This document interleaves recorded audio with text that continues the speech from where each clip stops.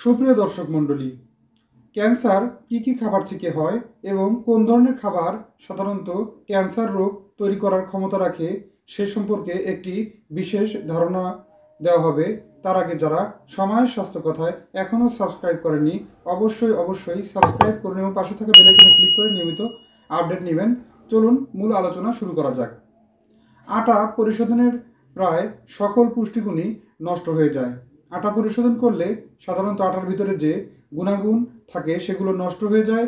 Chlorine gas দিয়ে তা bleach করা হয় ক্রেতার চোখে যাতে আকৃষ্ট হয়। শরীরের পুষ্টি সরবরাহ ছাড়াই ইনসুলিনের মাত্রাকে বাড়িয়ে দেয় এই আটা, যা ডেকে আনতে পারে ক্যান্সার। দ্বিতীয় কারণটি সাধারণত ধরা হয় প্রক্রিয়াজাত করা চিনি ক্যান্সার কোষের সৃষ্টি করে।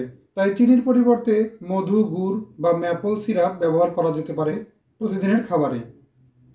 তৃতীয় নম্বরে আমাদের তালিকায় রাখা হয়েছে ডায়েট থেকে বিরতি দিতে পারেন প্রক্রিয়াজাত করা মাংস। প্রক্রিয়াজাত মাংসে অগ্নাশয় ক্যান্সারের ঝুঁকি বাড়ায় ৬৭%। এতে থাকে উচ্চ মাত্রায় রাসায়নিক পদার্থ এবং খাদ্য সংরক্ষক। তাই এ সমস্ত প্রক্রিয়াজাতকরণ মাংস খাওয়ার সাধারণত বিরত থাকার অভ্যাস করতে হবে। ৪ নম্বরে হচ্ছে কাঠের ধোঁয়ায় প্রস্তুত করা মাংস। এগুলো কিন্তু এ ধরনের মাংস ঝুঁকিপূর্ণ। এ ধরনের মাংসের ভিতরে ধোঁয়ায় সৃষ্টি হওয়া বিষাক্ত পদার্থ শোষণ করে নেয়। তাই খেতে হবে চর্বিহীন মাংস এবং মাংস ঘরেই রাখতে হবে।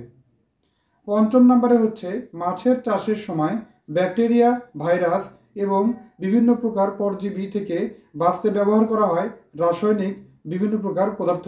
এর ভিতরে থাকে কার্সিনোজেনিক কিছু রাসায়নিক উপাদান, যা কিনা ক্যান্সার তৈরি করতে পারে। তাই এ ধরনের মাছ থেকে সাধারণত মাছ খাওয়া থেকে বিরত থাকতে হবে।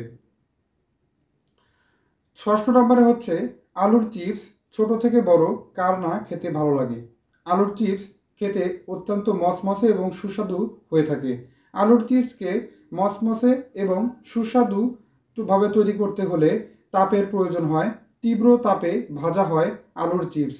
এতে সাধারণত অ্যাক্রিলামাইড নামক কার্সিনোজেনিক এক ধরনের রাসায়নিক তৈরি হয়, যা কিনা ক্যান্সার রোগের তৈরি করতে পারে। এ থেকে বাঁচতে তাই অবশ্যই এই উচ্চ তাপমাত্রায় ভাজা আলুর চিপস খাওয়া থেকে বিরত থাকতে হবে।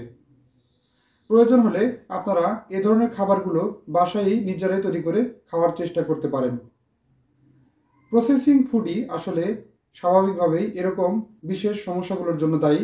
আমরা এ ধরনের সমস্যা থেকে এড়িয়ে চলার জন্য প্রসেসিং খাবার সাধারণত খাওয়া কমিয়ে তুলব। আরও অনেকগুলো কারণ আছে যে সমস্ত খাবারগুলো থেকে ক্যান্সার রোগের উৎপত্তি হতে পারে। আজকের অনুষ্ঠানটি এ পর্যন্তই জানলাম। অবশ্যই মেনে চলার চেষ্টা করব। পরবর্তীতে নতুন কোনো বিষয় নিয়ে এসে হাজির হব।